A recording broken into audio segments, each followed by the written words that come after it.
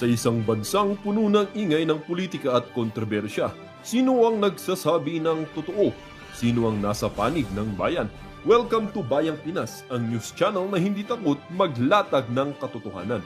Dito, pinag-uusapan natin ang mga isyong may kinalaman sa kinabukasan mo, politika, pamahalaan at ang tunay na kalagayan ng ating bansa. Hindi kami bayad, hindi kami bulag. Sa Bayang Pinas, ang boses ng mamamayan ang tunay na headline. Kaya kung sawang-sawa ka na sa mga baluktot na impormasyon at scripted na kwento, dito ka na. Dito sa Bayang Pinas, tayo ang bantay at boses ng bayan. Kung gusto mong manatiling mulat at informed, don't forget to like, share, and most importantly, subscribe dahil sa panahon ngayon, ang kaalaman ay kapangyarihan. Ito ang Bayang Pinas, balitang totoo, pusong makabayan para sa sambayanang Pilipino. Tara na't alamin ang tunay na balita. Sir, one more point on your presentation. Yan. Very obvious, very noticeable po na marami sa mga pangalan binanggit ninyo, DPWH officials, contractors, pero kakonte, if at all, yung mga nabanggit na legislators. Is the former speaker included in the list? Sir? Ako po. I don't think so because no. Mr. President, one more question, please. While we navigate this corruption scandal, the economy is taking a hit. Nako. The peso hit an all-time low yesterday. Third quarter GDP is at 4%. The stock market is at pandemic levels.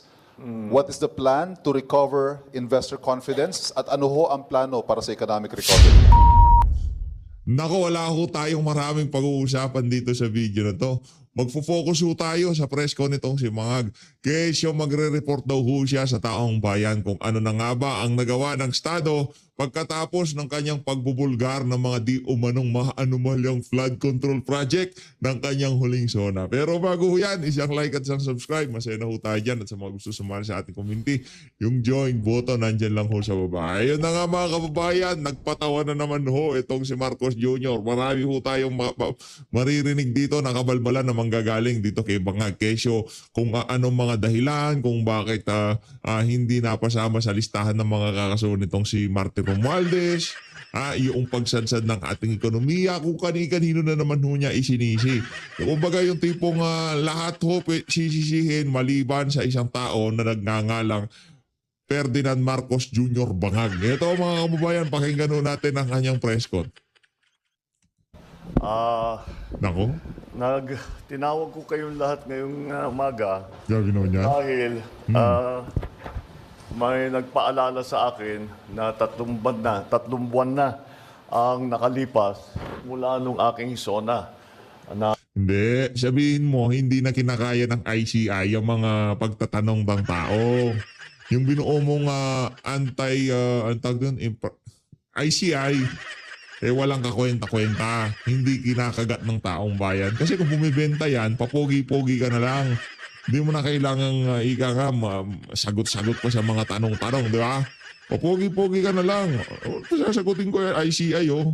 Nakakasuhan na yung mga may sala dito sa flood control na umalis. Hindi kinakagat ng taong bayan. At ang hinihingi na sa bayan ng Pilipino, yung pinsan mo. Yung pinsan mo ang gusto nilang maimbestigahan.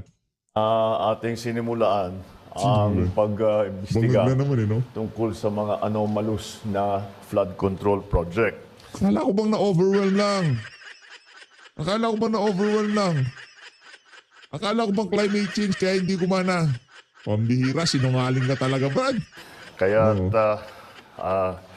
ito ay ang aking report sa taong bayan kung ano na ang mga pangyayari mula nung zona ko at kung ano na ang ginagawa. Dahil siyempre, marami dito sa ating ginagawa ay hindi na isa sa publiko. At kaya't nagtatanong ang tao, ano na ba nangyari mula nung zona? Kaya't isa-isay natin at I will just go through the main points and we will provide you with a briefer with a more detailed explanation after the press conference, no? Meron naman tayong prepare na mas detalyado dito sa aking sasabihin ngayon. So, mula nung matapos ng 2 linggo, mula ng SONA, Yan. binuksan na natin yung sumbong sa Pangulo website. Kumusta na pala yan? Para makareport ang taong bayan na diretso sa akin. At mula noon, nakatanggap na yung sumbong sa Pangulo website ng more than 20,000 na report na ibinigay. Kaya't marami po sa ating mga naimbestigahan na ay hindi po namin malalaman kung hindi nyo sinumbong sa amin. Oh. Na Ganon kainutil ang pamahalaan. Limpak-limpak ang confidential fund pero kailangan pang isumbong ng sambayanan. Napakawalang yamo talaga, Marcos Jr. napakahalaga ng impormasyon na ibinibigay ng taong bayan sa ating pamahalaan na madaming impormasyon na hindi namin makukuha kung hindi sa inyong sumbong. Kaya't ipagpatuloy po ninyo yung inyong pag-report sa amin kapag meron kayong nakita na dapat tignan, dapat imbestigahan, dapat Yeah. pag-aralan. Noong Walang yung 90 billion confidential fund, hindi gumana, ganon.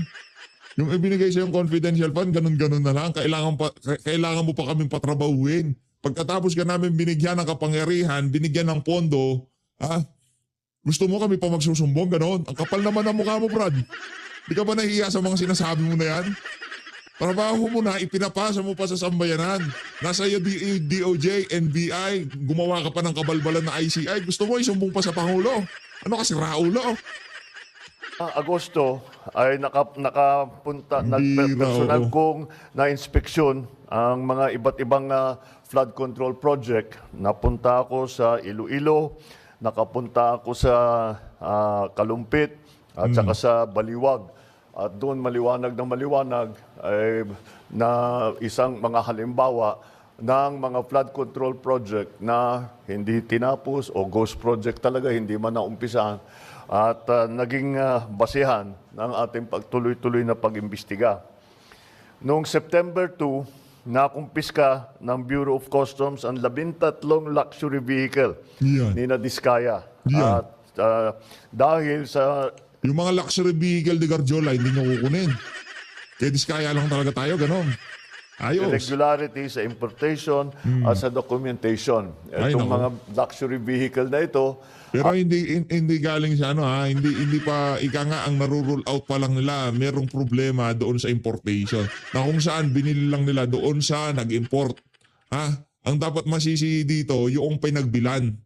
Kasi binili na nila sa Pilipinas hindi sila ang nag-import. Ngayon bakit hindi natin habulin yung mga kasa na nag-import diyan sa mga sasakyan na yan. Pero kailangan banggitin yung pangalang Diskaya kasi optics. ay Hindi ko pinagtatanggol ang mga Diskaya. Litsunin nyo sa kulungan yan. Mabulok sa kulungan yung mga walang yan. Wala tayong pakialam. na. Ang pagkaintindi ko, merong 7 na i-auction next week at saka susunod na yung iba sa susunod na ibang linggo. Sa office naman ng Ombudsman, ano yung ating ginawa para pananagutin itong mga may gumagawa ng kalokohan? Sa office ng Ombudsman, nakapag-refer na ng reklamo ang DPWH. Galing sa DPWH ito noong September 8 dahil sa mga irregularidad sa 5 proyekto base sa Special Audit Report at Fraud Audit Report ng COA.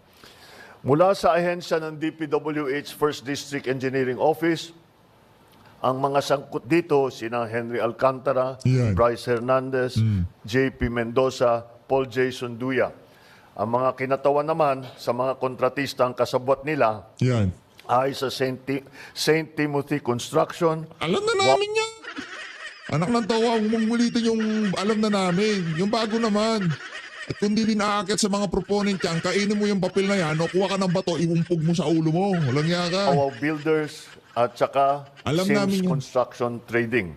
Lahat yung mga pangalan na yan, matagal na nating naririnig. At ngayon ay sila ay napatunayan, nakasabwat dito sa mga Napatunayan ka agad.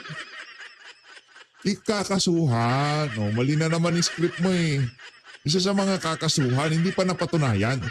Di ko pinagtatanggol, due process tayo. Di nyo naman kami kagaya yung magsasakay lang kami ng isang Pilipino sa eroplano tapos papalipar na ang papuntang daing Netherlands. Hindi ganyan ang hustisya ng mga Pilipino.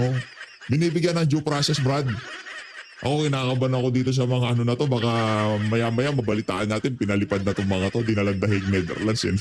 Sobrang Gawa bangag talaga yun. sa mga flood control project na hindi tama ang pagka-bid, hindi tama ang pagkakontrata, hindi tama ang pagka-implementasyon, hindi tama ang pagbayad. Isang buwan matapos na malunsad yung website, binuo natin ang Independent Commission for Infrastructure. Dahil nalaman natin matindi ang sistema ng korupsyon, hindi lang sa flood control project, kundi pati rin sa ibang proyektong pang-infrastruktura ng gobyerno, kaya ginawa po natin yung ICI. Yan, Yung ICI na yan Kaya ginawa nilang ICI. Merong ombudsman, merong NBI, merong DOJ, ginawa niya yung ICI. Para saan? Para hindi maikonekta kay Martin Romualdez at sa kanyang mga malalapit na kaibigan itong issue na to. Kasi napuputol kay Zaldico si Zaldico pa naman nasa ibang bansa. Di ba? Style mo bulok, Brad. ay para imbestigahan lahat ng infrastructure projects na na kailangan tignan dahil may question kung tama ba ang pagkagawa. At papagpatuloy ng ICI yung kanilang na tuloy-tuloy naman ang trabaho ng ICI. Kung maalala ninyo, ICI is investigative. So tuloy-tuloy ang kanilang investigasyon. Investigative daw lang kapangyarihan. Pagka ayaw dumalo ni Bernardo, okay lang. Ha? Ayaw dumalo ni Bernardo. Hindi siya dadalo. Wala namang kapangyarihan. Walang contempt power. Salaan lang ho talaga yung ICI na yan. Brad, wala nang bumibilib sa mga litanya mo. Ba't mo ba pinapahirapan sarili mo? Wala nang naniniwala sa mga sinasabi mo. Kung ano yung finding nila sa investigasyon nila, ipinapasa nila sa DOJ at saka sa Ombudsman.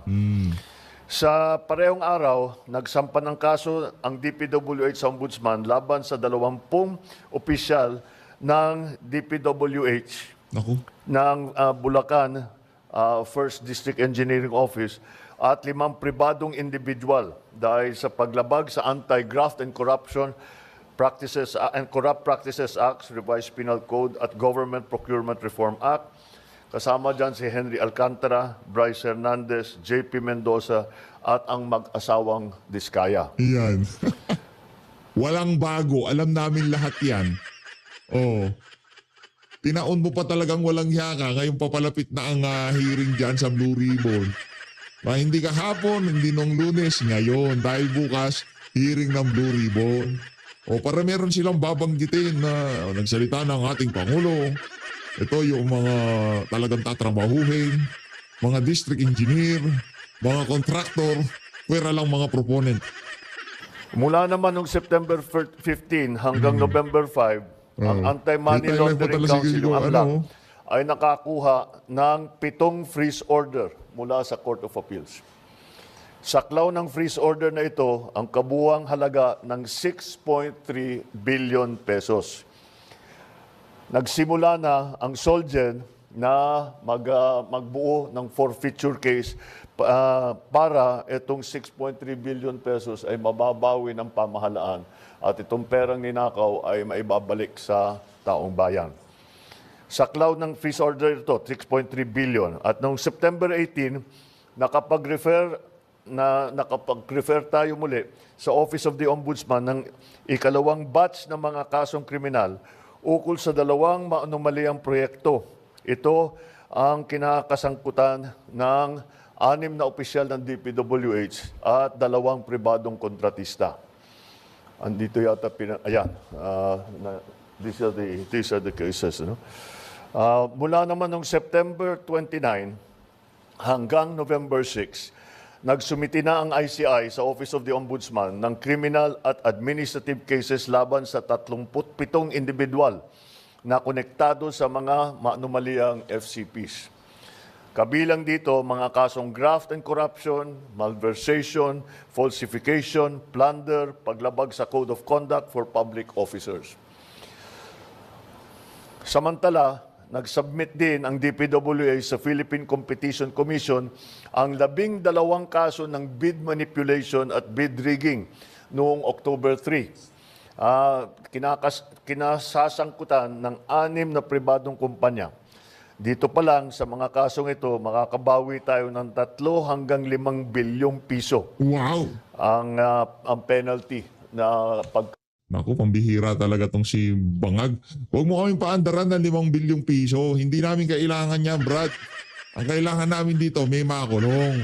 Kahit 10 bilyon pa makuha natin, kahit 20 bilyon, walang problema kunin natin. Pero importante dito, makulong yung mga proponent, yung mga congressman na nag-insert, naglabi sa NEP ng mga proyekto na yan. Kasi kung di sila nagsasalita ngayong mga panahon na to, kung palsipikado yung linabi nilang mga flood control project, kailangan ho natin silang questionin. Wala kang pakialam dyan, anak ng tokwa. Ilang maleta lang yan. Kay Zaldico at kay Marty Romualdez, tigilan nyo kami dyan sa bawi-bawi. 5 billion. Tigilan nyo kami dyan. Mahigit 1 trilyon ang ninakaw dito. Bawat proyekto nagkakalaga minsan ng 100 bilyon. Diba? 2 bilyon, 3 bilyon. Ano ba naman yung 5 bilyon na yan? From 2023 to 2025, nangyayari yung corruption na yan. Gadumi sa kuko lang yung 5 bilyon na yan. Tigilan mo kami, wag mo akong pahandaran yan. Iuwi nyo si Zaldico, kanselahin nyo passport, visa, kung ano mga dokumento na mapipilitan siya umuwi dito. At imbestigahan mo yung pinsan mong dating speaker para wala tayong usapan.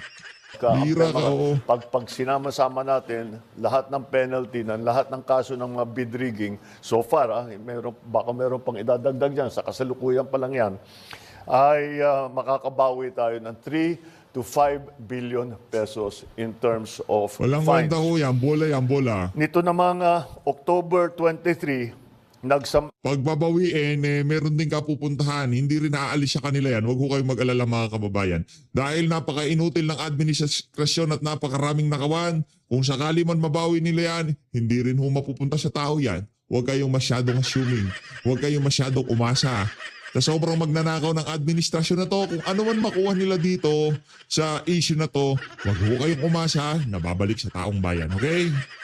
Huwag masyadong umasa.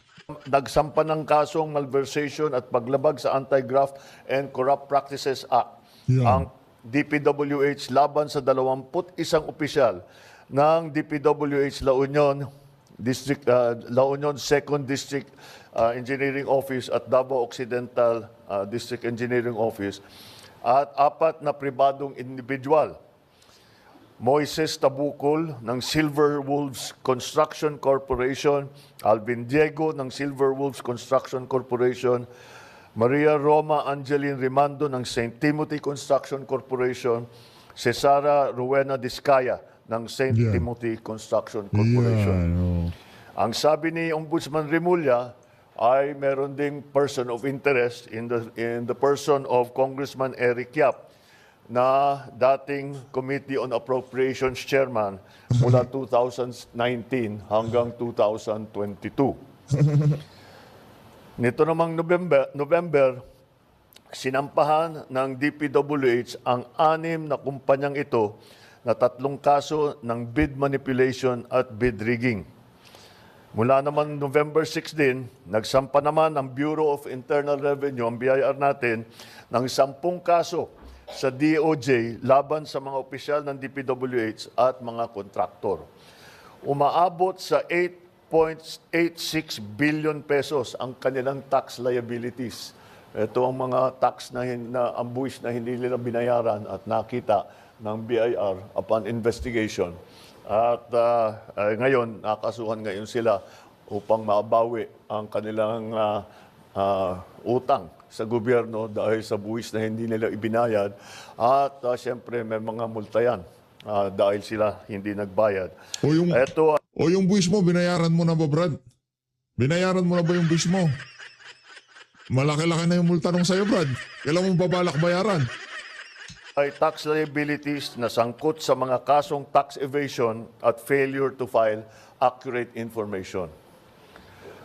Tinutukan din ng administrasyon ang mga reforma para sa mga ahensya upang matiyak na magagampanan nila ang kanilang mga tungkulin at maiiwasan ang mga anomalya at irregularidad sa mga proyekto. Sa Yeah. Public Works, sa DPWH, nagpatupad ng blacklisting mula sa mga kontrata ng gobyerno sa lahat ng kontratistang sangkot sa ghost or substandard na mga proyekto. Yan. Noong October 23, formal na nakipagtulungan ang ahensya sa AMLAC. Para magmukhang nagtatrabaho, kahit alam na natin yung obvious na nagkaroon ng blacklisting, ito yung mga kinasuhan, ito pa yung mga kakasuhan, kailangan pa niyang sambitin sa kanyang bibig para maipakita na nagtatrabaho siya.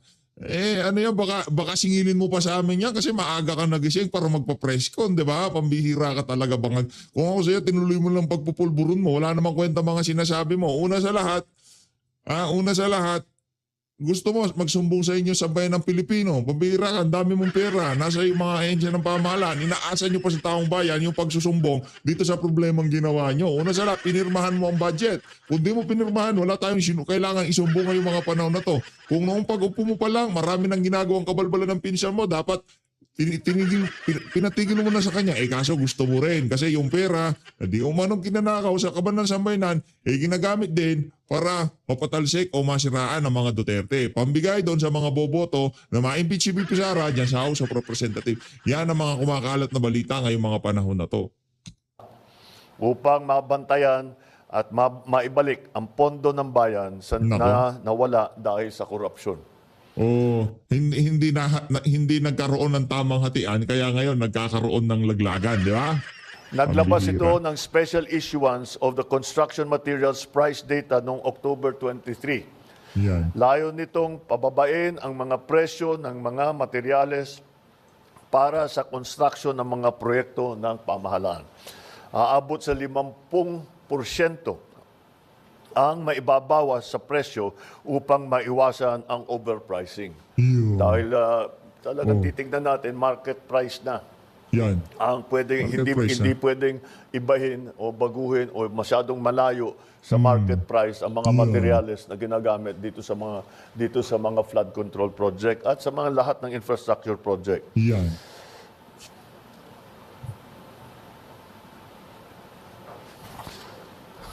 Okay na. Ang ginawa naman ng DTI matapos na kanselihan ang mga lisensya ng siyam na kontratistang konektado kay Sara Diskaya, ipinatupad ang mas mahigpit na mga regulasyon sa kontraktor.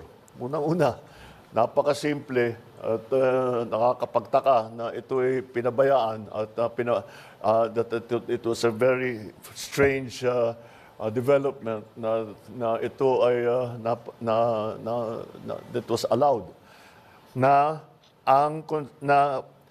ipinagbawal na ngayon natin, which is actually bawal naman talaga pero hindi masyadong hindi ini-enforce. Pero pinagbawal natin ng matibay na ng mga may-ari ng construction company ay ay maging membro ng pickup board. Dahil maliwanag ng maliwanag, pagka ikaw ay may construction company, tapos ikaw nagbibigay ng accreditation, lisensya sa mga constructor, ay napakaliwanag ng conflict of interest. Kaya hindi na natin papayagan yan ulit. Upang masiguro may susulong ang katapatan, integridad at pananagutan sa pamahalaan, nagsasagawa tayo ng mga reforma sa iba't ibang sektor ng ating bansa. Bumubuo tayo ng transparency portal upang makapagbigay sa publiko ng mas malawak na access sa impormasyon tungkol sa mga proyekto, kabilang ang mga detalye hinggil sa mga kontratista. Nagpapatupad ng tanggapan, lokasyon at status ng proyekto. Ibig sabihin, babantayan natin ng husto every step of the way. Bawat hakbang sa prosesong ito ay babantayan natin na mabuti para pag may nakita tayong hindi tama nagawa o against the rules and regulations ay makikita natin kaagad at hindi na natin pababayaan na makikita lang after 2-3 years, kagaya na nangyayari ngayon.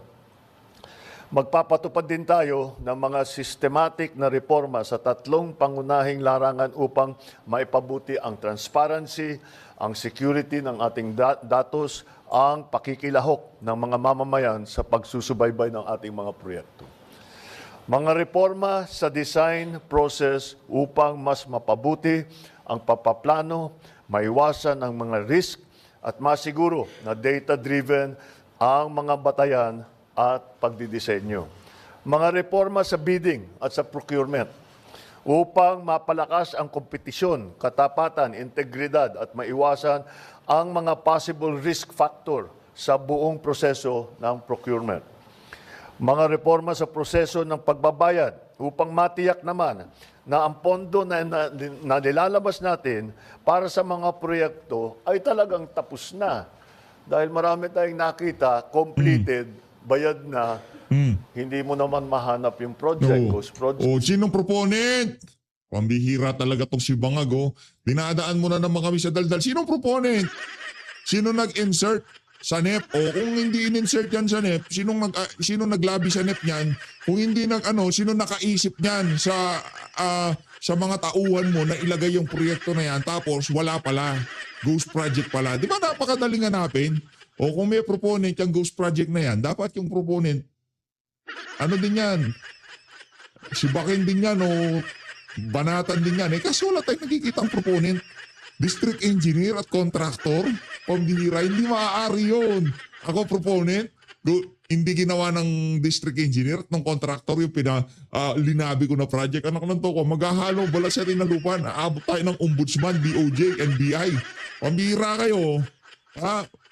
Ang hirap maglagay ng project sa budget tapos bababuhin nyo lang, mawalang niya kayo. Ngayon bakit yung mga proponent tahimik? Anong dahilan? Pambihira, oo. Yan ang problema pagka puro optics ang inaatupag, di ba? Optics lang ho yan. Project. O kung may makita kang man project, hindi kumpleto, substandard, kaya patitibayin natin ang proseso para tiyakin natin na lahat ng kontrata ay ma-implement na mabuti. Mga reforma rin sa proseso ng pagbabayad para tiyakin natin. Yun ang ating mga gagawin. Meron tayong nakita na bagong smart technology na ginagamit na ang AI. Ito ay titignan lang. Ang tinitignan niya, yung AI, tinitignan niya yung proseso ng kontrata. At pagka merong hindi tama ang takbo ng proseso ng kontrata, ay magfa-flag yan. Kailangan magfa-flag. Tignan niyo ulit ito. Dahil mukhang may problema, hindi tama ang ginawa. At may question kung talaga bang merong project na ganyan. May nagque-question kung merong maganda ba ang pag-implement ng proyekto. Kaya't gagamitin natin lahat ng paraan na nasa atin, pati nga hanggang AI, lahat ng smart technology na ating nakikita na lumalabas, ay gagamitin natin lahat yan para inspection. Una, meron tayong smart technology para tignan kung ano ba talaga ang standard, kung maganda ang pagkaayos. Ito, tinitignan yung kung talagang nilalagyan ng rebar, kung makapal talaga yung konkreto, yung semento sa tamang specification. Yung isa pa naman, yung isang smart technology na gagamitin natin, yung aking nabanggit, titingin sa proseso ng kontrata para pag may nakitang hindi tama, ay makikita natin kaagad. Maglilista yan, makikita natin, babalikan natin, at imbestigahan natin bakit ganyan. Sipag kaya mo gawin yan. Yan ang nangyari. Alam nyo, lahat naman tayo ay nais natin na makamtan ng kaagad ang hustisya. Ngunit kung may aral tayong natutunan sa nakaraan, ito ay ang mas mabuti na maging mabusisi tayo at tumagal ng kaunti kaysa magmadali. Ayaw namin, Brad. Ayaw namin tumagal ng konti. Gusto namin, kung gaano kabilis na ninakaw nila ang pera na sambay ng Pilipino, ganoon din sila kabilis makulong. Hindi pwede yung ang bilis nilang ninakaw, ang bilis nilang i-transfer yung mga maleta papunta kung kani-kanino, naglalaman ng pera. Tapos medyo matatagalan yung pagbibigay hustisya sa sambayan ng Pilipino dyan sa ginawang pagnanakaw na yan. Hindi pwede yan, Brad. Hindi mo kami mabubola dyan. Anak ng toka. Okay lang sana kung nagbubumbang ekonomiya, napakaraming trabaho. Nangyari itong lahat ng to kahit papaano Okay, siguro talaga napalampas lang ni Mr. President kasi ibang klase yung pagtatrabaho niya. Ang ganda ng ekonomiya natin, ang daming trabaho. Di ba? Respetadong sambayan ng Pilipino sa buong Pilipinas. Siguro talaga napalampas lang yan. Kaya bigyan natin sa kanya yan. Bigyan natin siya ng konting panahon. Tinatrabaho pa. Kaso hindi. Sadsad ang ekonomiya, napakatindi ng korupsyon, walang trabaho. Di ba? Pinakamahinang lakas ng pinakamahinang lakas ng piso sa nakalipas na napakabang panahon. Di ba? Nandito na lahat Di ba? Hindi mo pwedeng isisi sa bagyo, Brad. Bago pa dumating ang bagyo, nagpi-59 na ang piso, di ba? Ang dolyar, di ba? Laban sa piso. Sumasadsad na ekonomiya. Marami nang naaalarma sa yung mga mamumuhunan. Ayaw nang pumasok sa ating bansa. Huwag mong isisi sa bagyo. Huwag mong isisi sa wala. Mamaya natin sa napanood kasi natin yung yung soundbite purposes. Sige na. At magkamali. Alam mo nyo, kinakatakutan namin na yung mga alam natin na talagang kasabwat dito sa kawalanghiyang ito ay makakalusot sa kaso dahil because of a legal technicality. Ikaw absuelto ka. Kung ikaw makakalusot ka, naglolokohan lang tayo dito. Ikaw ang pumirma ng budget, Brad. Ikaw ang pumirma ng NEP, 10 ng iyong mga economic team o finance team, kailangan imbestigahan kayong lahat. Hindi lang yung mga contractor at di ba, mga district engineer, Brad. Pinirmahan mo yung budget. Dahil sa kagustuhan mong mapondohan ng inyong kampanya nung nagdaang 2025 midterm election. Dahil nagkamali tayo sa pagbuo ng ebidensya, dahil hindi maganda ang ating pagpresenta ng kaso, o nakalimutan natin pumirma sa isang dokumento, yung mga maliliit na bagay na ganyan, nalalaglag ang kaso dahil dyan. Kayo mga reporter, alam na nyo, nangyayari talaga yan. Kaya tinitiyak namin na pagka kami ay sumampa ng kaso, yung kasong yan ay hanggang sa dulo ay matibay ang kaso, at kung sino man ang mga guilty, ay sila naman talaga ay mananagot. At kung kailangan, at kung huhusgahan sila ng korte, ay makukulong sila. Kawawang Pilipino. Sa bawat segundo na ating ibinibigay sa investigasyon, tinitiyak natin na ang bawat kasong isasampalaban sa mga abusado ay may sapat na ebidensya at hindi hahantong sa pagbabasura ng kaso. Yun ang pinakamasamang resulta. Yung alam natin na guilty, ngunit nagkamali tayo sa pagbuo ng kaso, nagkamali ang DOJ o nakalimutan, ay mawawala, masisira yung kaso natin, hindi natin mapapasagot yung taong yun o yung kumpanyang yun. Pananagutin natin lahat ng may kasalanan. Ibabalik natin. So 3 talagang ating ginawa rito. Unang-una, sinampahan na natin ng kaso yung mga may ebidensya tayo na meron silang kinalaman dito sa mga korupsyon na ito. Pangalawa ay tinitiyak natin na ang kanilang ninakaw na pondo ay maibabalik sa pamahalaan upang magamit sa tama ang mga perang yan. At naglagay tayo ng mga reforma para itong mga pangyayaring ito ay hindi na mauulit. Kaya yan yung tatlong talagang tinututukan natin na bagay. At ito, yung aking mga nabanggit ngayon, ay yan, ang magiging resulta dito sa ating pag-focus, pagbigay ng pansin dito sa 3. Unang-una, mapapanagot ang mga kasama rito, mga kasabwat dito sa korupsyon. Pangalawa, maibabawi ng gobyerno ang pera na ninakaw nila.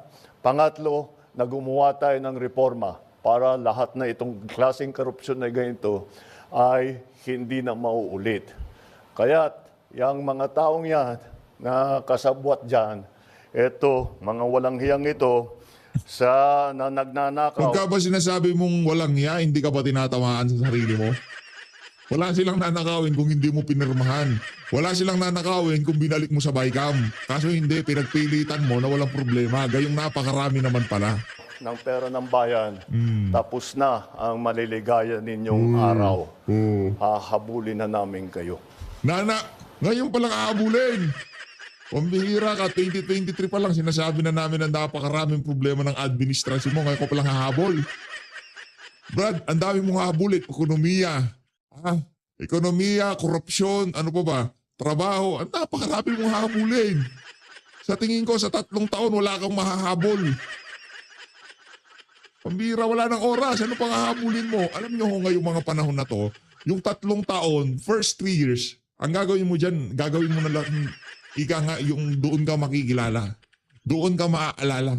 Yung pang 3, pagkatapos ng 3, yung susunod na 4 hanggang 6 na taon, yun, ika nga, dapat masolidify mo na yung iyong, ika nga, mga legasiya mo bilang presidente. Hindi pong i-maintain mo na lang yung mga naumpisa mo sa 4 taon kasi karamihan dyan din matatapos yan eh.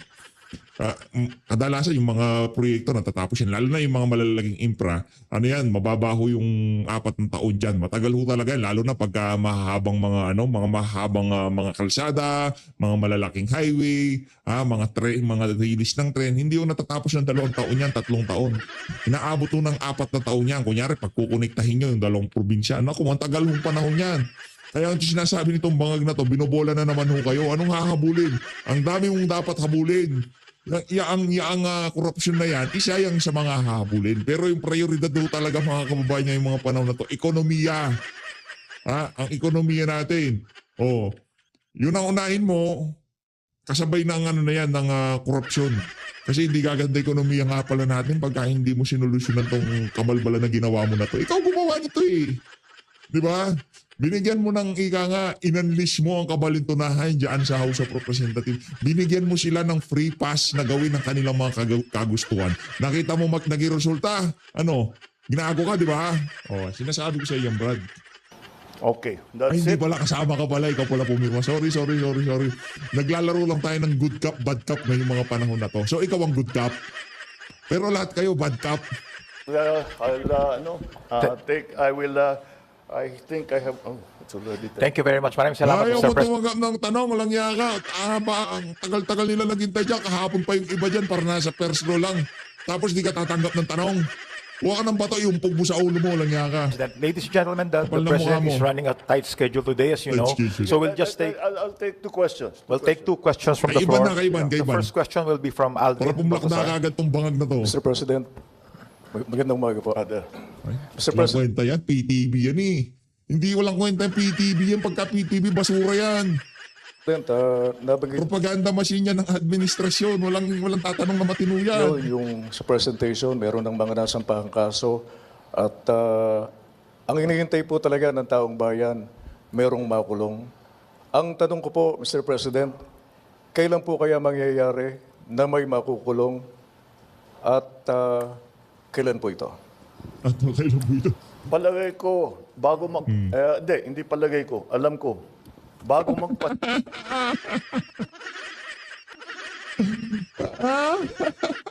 Anong palagay ko? Siguraduhin mo, Brad.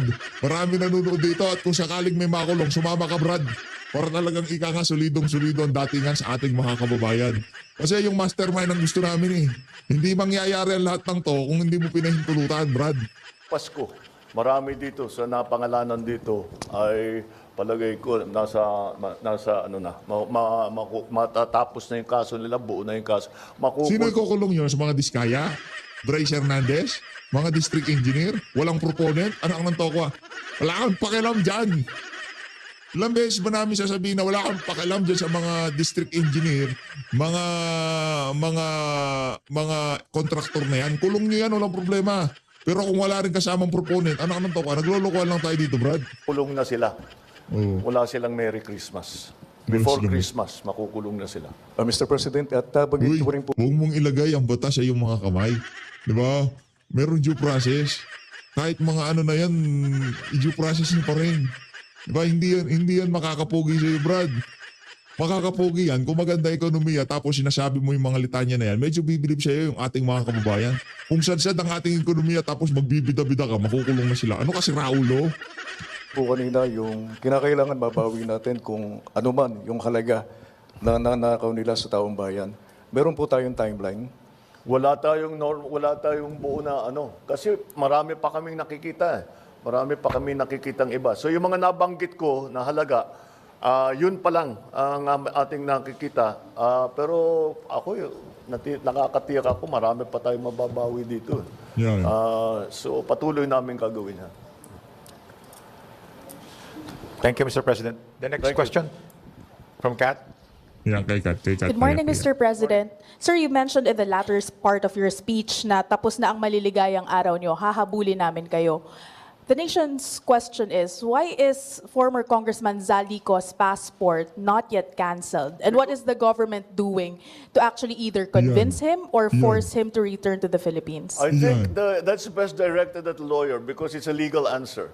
And the legal answer is because hindi pa nasampahan ng kaso, Ang therefore bilis sumagot, no? Kasi nag-practice. Pagtatating kayo sa haldi ko, ha? Sa abogado itatanong yan. the request for the cancellation of his passport cannot yet be made. However, when that time comes, we will immediately cancel his passport. I'm not a lawyer, so I'm not the best person to explain it. But that's the procedure.